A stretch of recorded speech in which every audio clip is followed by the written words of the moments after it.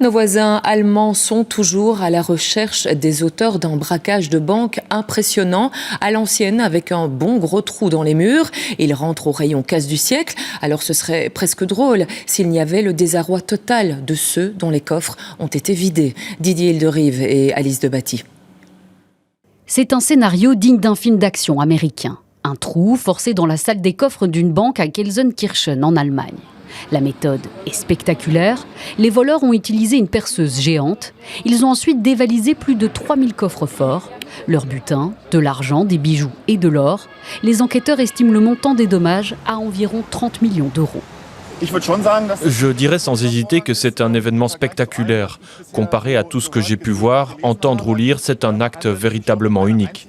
Je ne connais aucun cas comparable, si ce n'est peut-être à la télévision.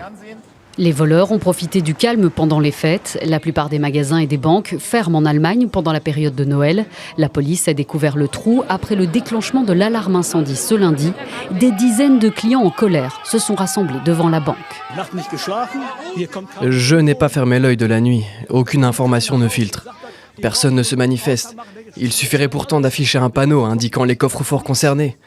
Tout le monde n'est pas touché, mais rien. Personne ne sort. C'est désolant. Le nouvel an va être un vrai cauchemar, pour être franc.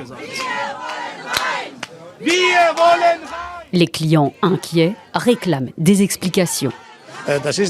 C'est une première, c'est déprimant. C'est très suspect que rien n'ait fonctionné, ni la caméra, ni le détecteur de mouvement. En fait, rien ne fonctionnait. Tout était hors service. Les suspects, encore non identifiés, ont quitté les lieux à bord d'une voiture à la plaque d'immatriculation volée. La banque est restée fermée ce mardi pour des mesures de sécurité.